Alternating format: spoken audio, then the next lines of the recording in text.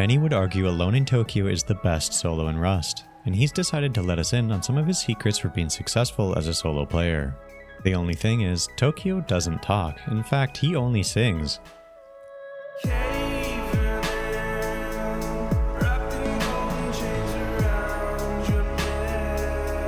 So it makes this video a little odd, but for me it was exciting to get a peek behind the curtain of one of my favorite creators, and I know you'll like it too.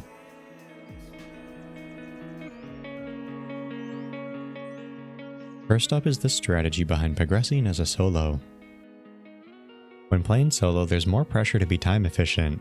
Tokyo views this as how you gamble your time. It could be slow and steady, or high risk, high reward, but it needs to have the right payoff. A good trick here is keeping bags outside monuments with minimal rads, like power plant or water treatment, and then spawning there when you die elsewhere and trying to do a quick naked loot run. You could still grub clans and their compounds for loot, but just keep in mind it is a higher risk, higher reward strategy, and you need to be mindful of your success rate and possible repercussions. Now for things that don't seem to be time efficient, Tokyo points out grubbing poor players. Either door camp players with actual loot, or get on with farming. He also says that rigs or cargo on wipe day is often a waste of time for a solo, with some exceptions. It just takes too much time for something that is so likely to end in mere seconds. But on the topic of mistakes, another one is keeping all your loot in one place. Spreading it around can make an offline sting a lot less. Similarly, make sure to put an external TC down in any way, even if it's not part of your base design. Preventing would-be raiders from being able to seal reduces the temptation of a smaller raid. Second is tackling PvP when outnumbered. A hallmark of Tokyo gameplay is fighting deeper teams and coming out on top. To do this, Tokyo recommends playing for position and cover. Repeaking the same spot too much is simply dangerous. Your ultimate goal is to maneuver to make fighting a group actually a series of 1v1s, ideally where you get the first shot. Patience is key here. But position advantages can take many forms. It could simply be staying near cover as you move, or putting obstacles and difficult pushes between you and your enemies. It could even be raiding top down for height advantage given your one life in it anyway. A dirt cheap improvement is to learn these barricades. They're only 20 scrap to learn and 250 wood to craft, and you don't even need a workbench. I would add that Tokyo doesn't consider himself incredible at PvP, and you don't need to be to do well.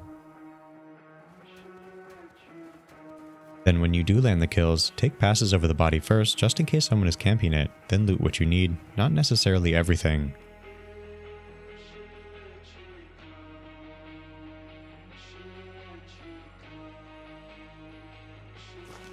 Let's not forget that stashes are a solo's friend. Remember, the main advantage a solo has is clarity. Every noise is a threat, every step is an enemy, and you're the only one who can do anything about it. Which brings us to the mindset of playing solo. You need to be more tilt-proof than the typical player. Yes, your victories are sweeter, but your defeats are more common. In Rust, anything could happen at any time for any reason. Hours of failure doesn't mean your next big play can't be right around the corner. This final advice from Tokyo is really for anyone looking to have a better time in Rust, and I'll let his words make the point.